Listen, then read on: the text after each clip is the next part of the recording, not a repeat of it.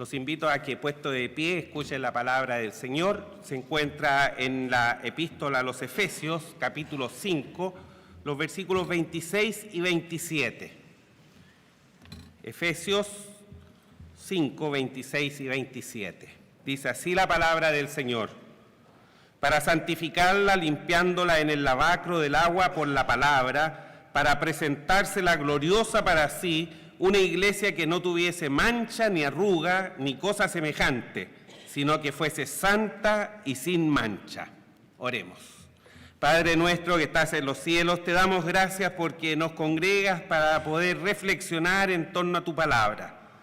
Señor, no somos dignos de presentar el mensaje que tú tienes para nosotros, pero lo hacemos porque sabemos que tu Espíritu Santo nos ilumina y nos guía, y es lo que pedimos, Señor, que el escuchar la meditación de tu palabra sea para cada uno de nosotros un bálsamo refrescante y también un motivo de reflexionar en cómo estamos enfocando nuestra vida cristiana.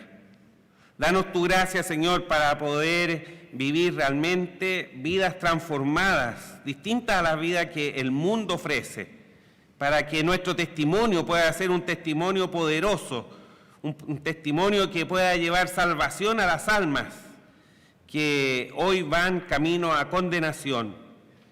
Señor, hay muchos escogidos que aún no conocen del Evangelio.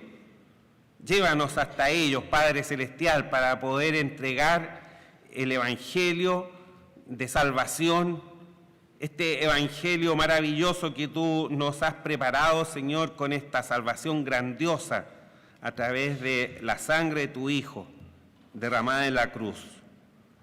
Permite, Señor, que así podamos construir realmente iglesias que sean gloriosas para el Evangelio y para tu honra y gloria.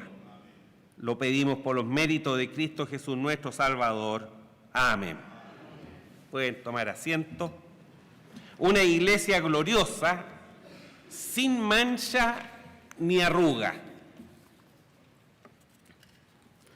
Vivimos en tiempos en que la palabra de Dios denomina peligrosos para la iglesia.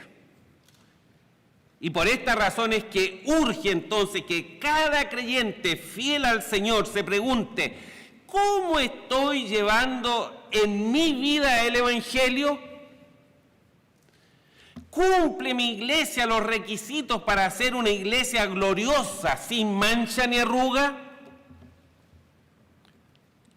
Revisemos lo que la palabra de Dios nos tiene que decir respecto de esto y roguemos al Señor nos dé su gracia para reconocer los elementos que estamos permitiendo en nuestra vida y que se han transformado en un obstáculo para que mi iglesia cumpla la voluntad del Señor.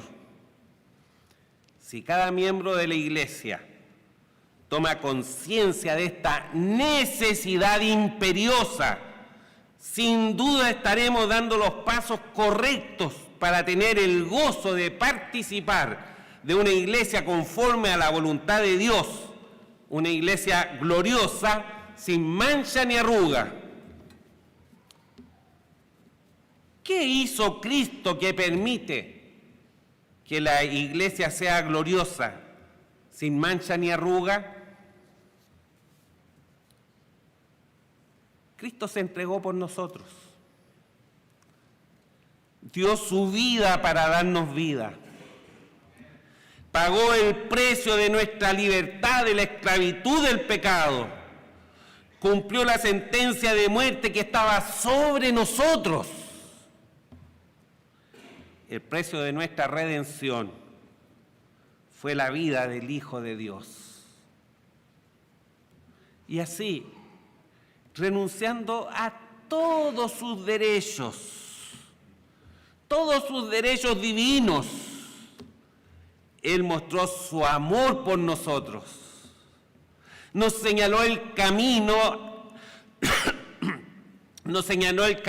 que debemos seguir y nos capacitó para ir por el camino de la santidad. El apóstol nos dice en Efesios 1:4, según nos escogió en Él antes de la fundación del mundo, para que fuésemos santos y sin mancha delante de Él en amor.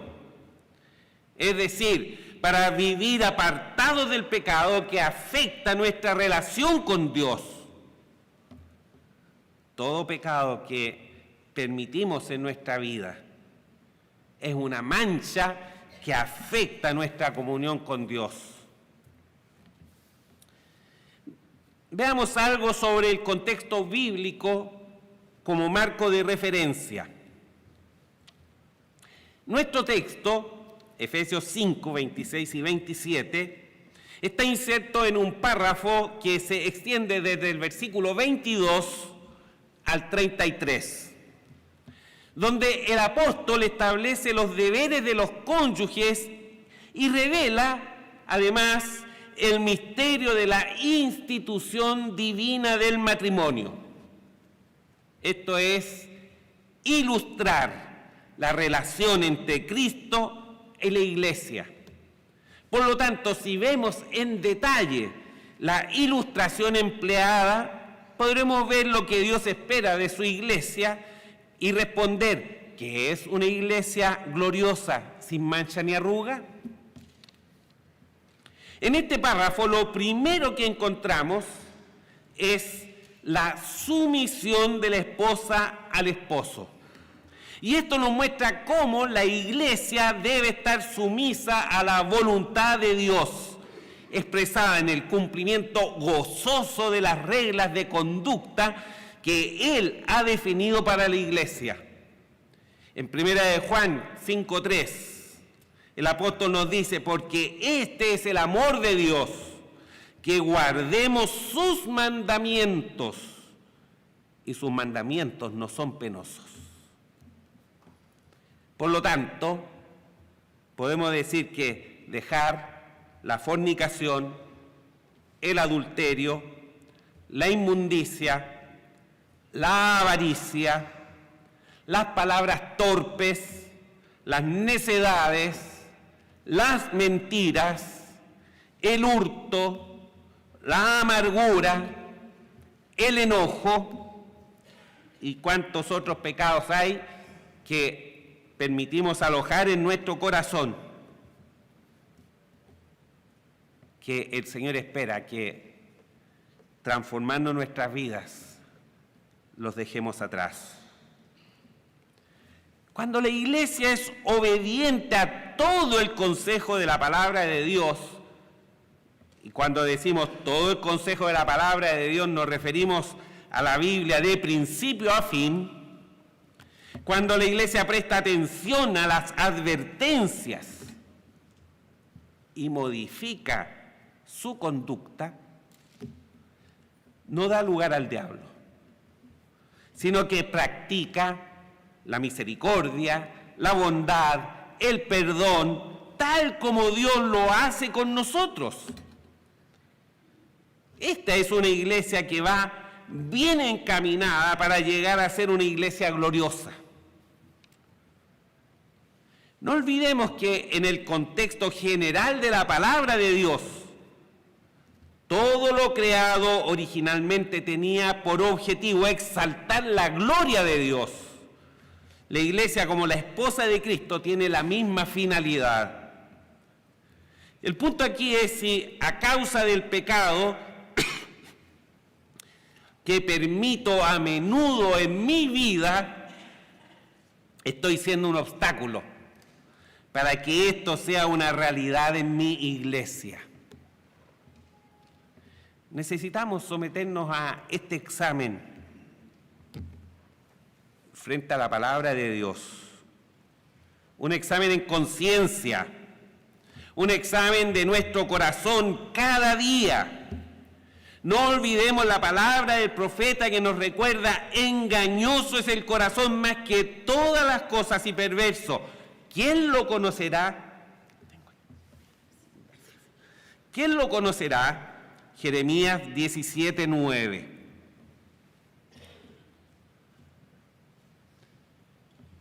Conductas que manchan un matrimonio y su reflejo en la situación de la Iglesia. Veamos primero la situación general. Ya que el matrimonio es una ilustración de la relación de Dios, o que Dios establece entre Cristo y la Iglesia, enumeremos algunas conductas pecaminosas que pueden presentarse en un matrimonio y cómo estas conductas se pueden expresar en la vida diaria de la Iglesia y de sus miembros. En primer lugar, la infidelidad por fornicación o adulterio de los cónyuges, la deslealtad de uno o ambos, la pérdida de confianza, el afán de imponer su parecer irreflexivamente.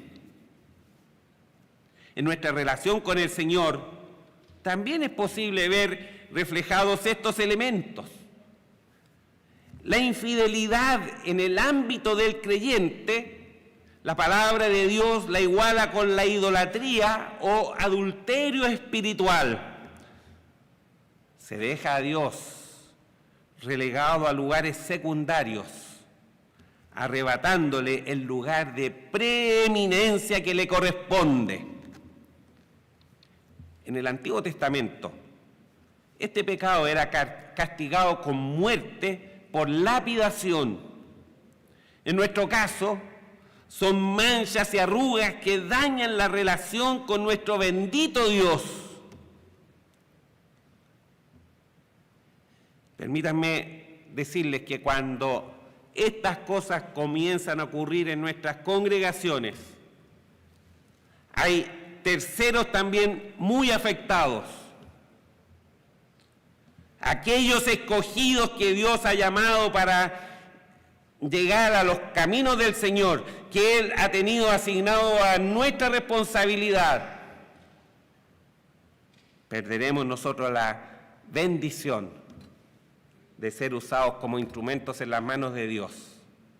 Pero como ningún escogido se va a perder, el Señor levantará otro instrumento que se llevará la gloria y la bendición de entregar el Evangelio a esa persona. No deseamos que ese sea el caso de ninguna de nuestras congregaciones. La deslealtad en la iglesia. La deslealtad en la iglesia la vemos cuando miembros van tras movimientos que se dicen cristianos, pero que no glorifican al Señor. O cuando se reemplaza livianamente una versión confiable de la Biblia por otra adulterada. Sin duda son manchas y arrugas, pues impiden a la iglesia predicar el santo y puro evangelio que redime almas de la condenación. La pérdida de confianza la vemos cuando los creyentes comienzan a buscar orientaciones para su vida en filosofías humanistas, dejando de lado escudriñar las Escrituras y buscar el consejo divino. Buscan la gloria humana y dejan de lado la gloria divina. Por otro lado, el afán de imponer pareceres irreflexivos es lo que ocurre cuando se levantan líderes que, sin considerar la guía de la palabra de Dios, preparan programas de actividades sin buscar la dirección del Señor en oración. Desde hace un tiempo se ha popularizado observar cómo el mundo hace sus campañas publicitarias, y no son pocos los autores pseudo-cristianos que se han abocado a escribir consejos para el trabajo de la iglesia siguiendo los patrones que usa el mundo para promover sus asuntos y negocios. Al hacer esto, estamos impidiendo que sea el Señor quien dirija el quehacer de la iglesia. Estamos relegando a Dios a un lugar secundario. Es una nueva mancha y arruga que debemos evitar. Nuestra realidad.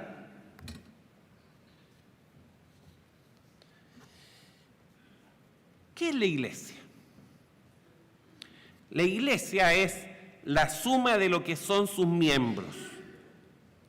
Si los miembros que la componen son creyentes que buscan el rostro del Señor cada día, que se reconocen como pecadores redimidos y están prontos a arrepentirse, a confesar sus pecados y alejarse de ellos para no afectar su comunión con el Padre Celestial, creyentes conscientes de la santidad de Dios y que tienen por norte vivir siendo imitadores de Dios como hijos amados, como el apóstol Pablo nos insta en Efesios 5:1, con seguridad estaremos ante una iglesia con las características que deseamos: gloriosa, sin mancha ni arruga. Escuchemos el consejo bíblico que encontramos en Efesios 4, los versículos 22 al 24. Dice la palabra del Señor: a que dejéis cuanto a la pasada manera de vivir, el viejo hombre que está viciado conforme a los deseos de error, y a renovaros en el espíritu de vuestra mente, y vestir el nuevo hombre que es criado conforme a Dios, en justicia y en santidad de verdad. No podemos dejar de advertir que en estos días hay muchas iglesias que no siguen esta conducta, lo que hace imposible que sean iglesias que lleguen a ser gloriosas, porque sus prácticas no se basan en el mensaje de la palabra de Dios, sino que en el humanismo reinante que pretende reemplazar al Dios de la Biblia por el Dios hombre.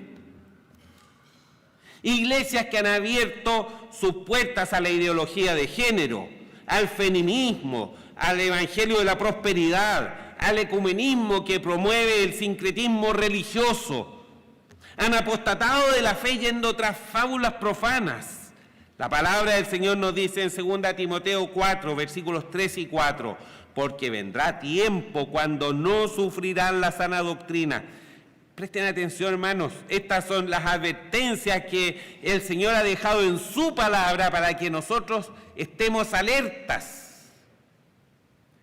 Porque vendrá tiempo cuando no sufrirán la sana doctrina, antes teniendo comezón de oír, se amontonarán maestros conforme a sus concupiscencias y apartarán de la verdad el oído y se volverán a las fábulas.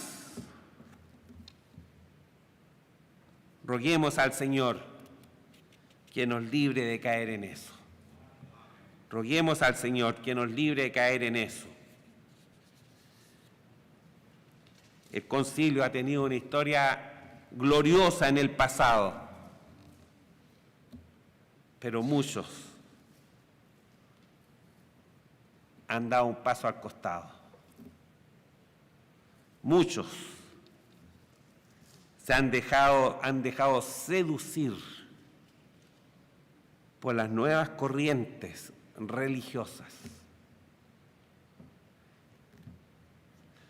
Un evangelio aguado, un evangelio que no habla del pecado, un evangelio que no habla del infierno, un evangelio que ofrece todo fácilmente, que ofrece las calles de oro. Ese no es el evangelio que está en la palabra de Dios. El evangelio que está en la palabra de Dios parte diciendo que por cuanto todos pecaron están destituidos de la gloria de Dios. Pero también nos dice que la dádiva de Dios es vida eterna en Cristo Jesús, Señor nuestro. El evangelio de la palabra de Dios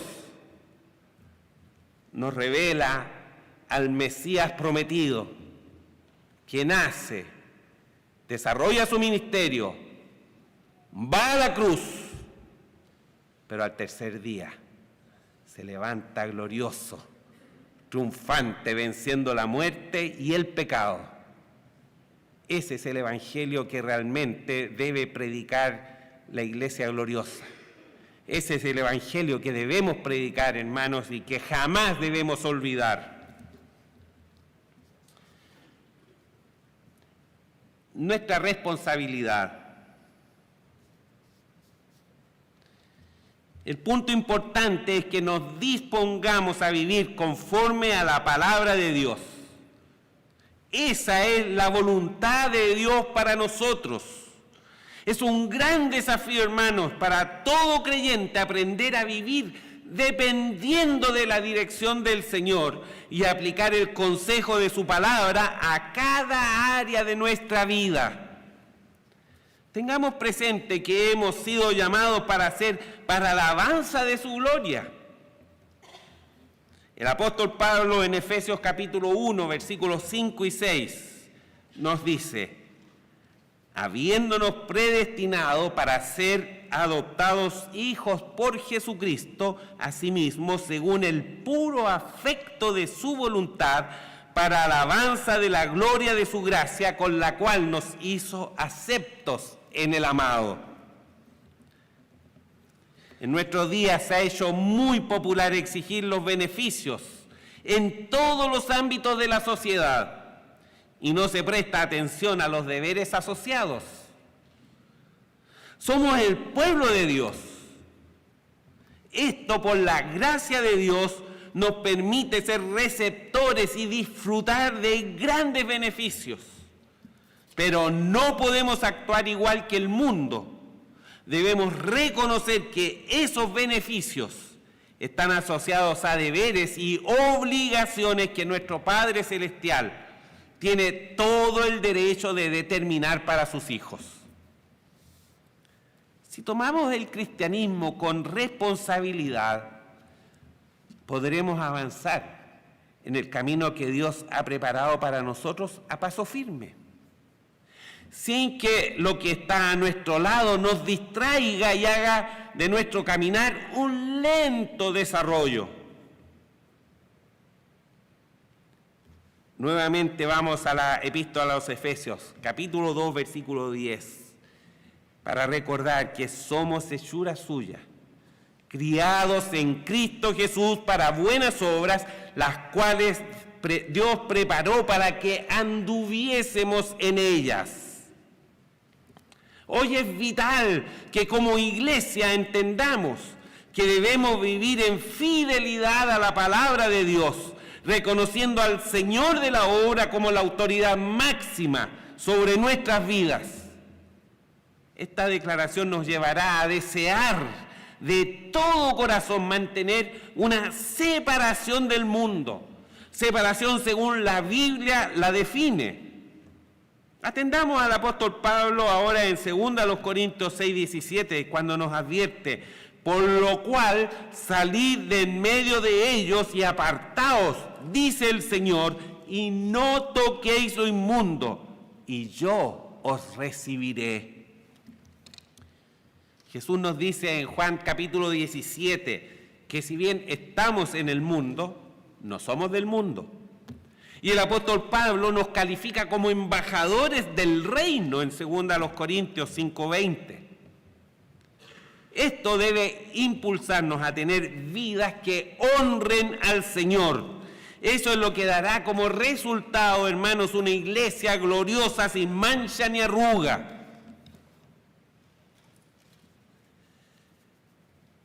Una iglesia gloriosa sin mancha y arruga es lo que el mundo hoy necesita. Parece extraño, pero el mundo hoy está necesitando que la iglesia de Cristo sea una iglesia gloriosa sin mancha ni arruga, porque lo que la iglesia puede ofrecer es el Evangelio y es la única manera como el mundo tiene de resolver sus problemas.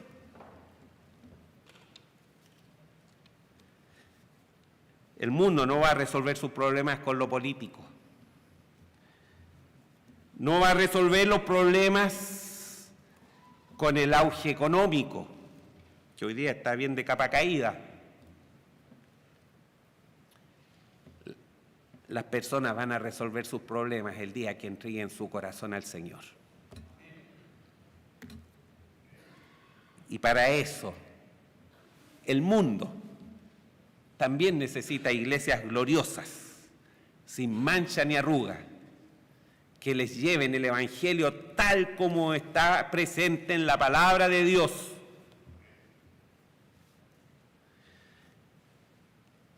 Veamos algo ahora sobre nuestra situación personal, la necesidad de buscar la santidad.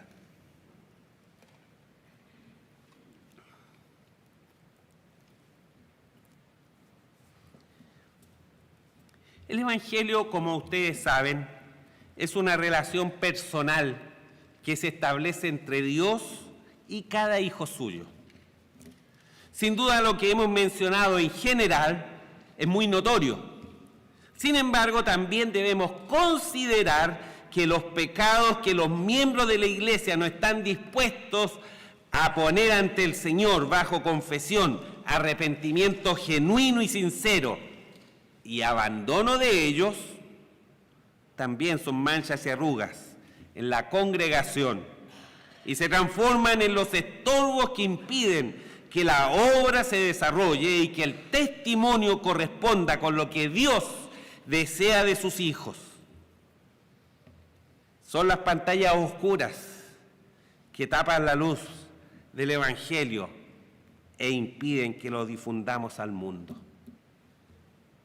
Hermanos, prestemos atención al consejo divino. Salomón escribe en Proverbios 28:13, el que encubre sus pecados no prosperará, mas el que los confiese y se aparta alcanzará misericordia. Si estamos encubriendo nuestro pecado, tengamos claro que eso no impide que el Señor los conozca.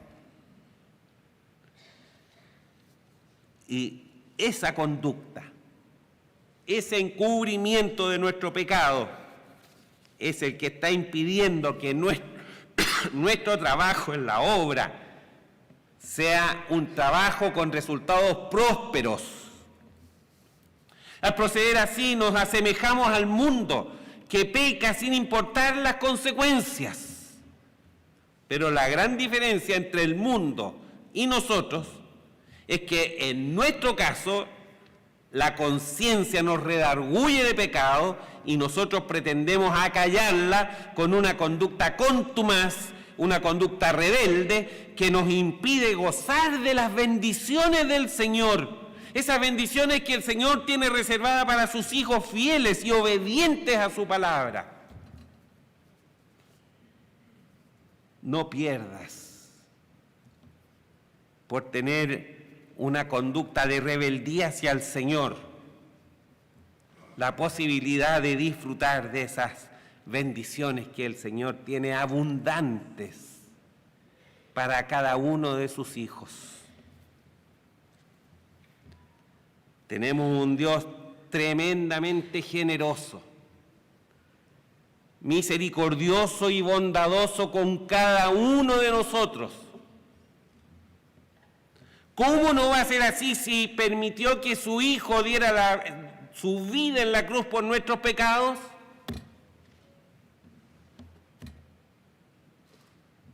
Doblemos nuestras rodillas al Señor. Confesemos nuestros pecados. Ese será nuestro aporte para que nuestra congregación llegue a ser una iglesia gloriosa, sin mancha ni arruga. Quiero decirle que son numerosos los ejemplos bíblicos que nos advierten sobre la necesidad del creyente de vivir en obediencia al Señor y solo al Señor. Todos los creyentes verdaderos debemos vivir comprometidos con nuestro Señor. La Escritura nos advierte, ninguno puede servir a dos señores, porque o aborrecerá a uno y amará al otro. No podéis servir a Dios y a Mamón. Mateo 6:24. No hagamos tal de pensar que, independiente de nuestra vida, solo basta que prediquemos el Evangelio para que el Señor tenga la obligación de bendecir ese trabajo. Seamos vasos para honra y no para deshonra, como nos insta la palabra del Señor. Concluyamos. Estamos en tiempo en que la apostasía se apodera con mucha fuerza, no solo de las iglesias. Su filosofía impregna toda la sociedad. Debemos tener una posición firme en este sentido. La fidelidad a nuestras convicciones debe estar por sobre la conveniencia que mueve a muchos creyentes ilusos que se dejan llevar por las corrientes modernas de un evangelio que no tiene poder para sacar a las almas del infierno. Recordemos que el evangelio es único. El apóstol Pablo lo dejó clarísimo al escribirle a los Gálatas. No que hay otro, sino que hay algunos que os inquietan y quieren pervertir el evangelio de Cristo. Gálatas 1:7. El evangelio de Cristo, el verdadero evangelio, cuando llega a la vida de alguien, lo transforma desde lo más profundo de su ser. Dios no solo le provee de salvación, además lo santifica, es decir, lo aparta del pecado. De hecho, Él al perdonarnos borra todos nuestros pecados, deja nuestra cuenta en cero. En este nuevo estado en que queda el nuevo creyente, está listo para vivir para la gloria de Dios, para integrarse en una iglesia que debe ansiar ser gloriosa para el Señor, libre de mancha y arruga como las que ya hemos descrito. Deseará fervientemente huir de la corrupción que inunda el mundo por todos lados y que arrastra a las personas a conductas llenas de impureza propias del pecado. El creyente santificado por Dios queda capacitado para vivir en santidad, sin comprometer su vida ni sus actos con las costumbres que el mundo tiene, que cuando las llevamos a la iglesia, la degradan y la alejan de lo que Dios espera de ella. Por esto es que el apóstol en nuestro texto concluye haciendo un llamado a la santidad de la iglesia, es decir, a la santidad de los miembros que la componen. Hermano, no esperes que la iglesia va a ser santa porque sí. La iglesia va a ser santa el día en que cada uno de sus componentes se determinen a vivir en santidad. Una iglesia apartada por el Señor para mostrar al mundo el mensaje verdadero y único que resuelve el problema de la condenación del ser humano. Recuerda, hermano, conoce al Señor a los que son suyos y apártese de iniquidad todo aquel que invoca el nombre de Cristo. 2 Timoteo 2:19. 3 preguntas para concluir. ¿Cuál será tu decisión? ¿Cómo responderás a esta palabra de Dios?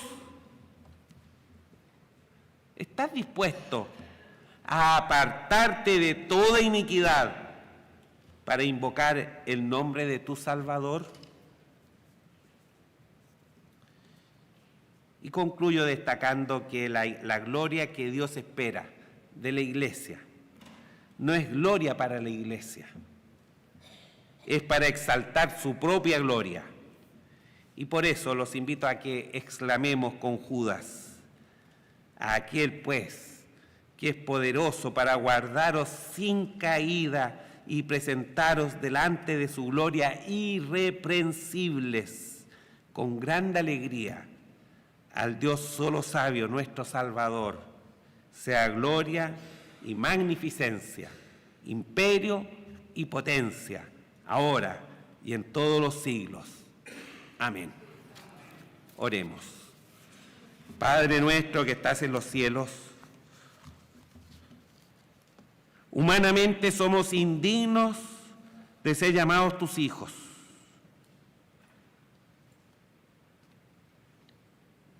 Hay pecado en nuestras vidas. Muchas veces tratamos de ocultarlo, pero solo podemos hacerlo ante los ojos de los hombres, porque tú conoces hasta lo más íntimo de nuestro ser. Pon en nosotros, Señor, la conciencia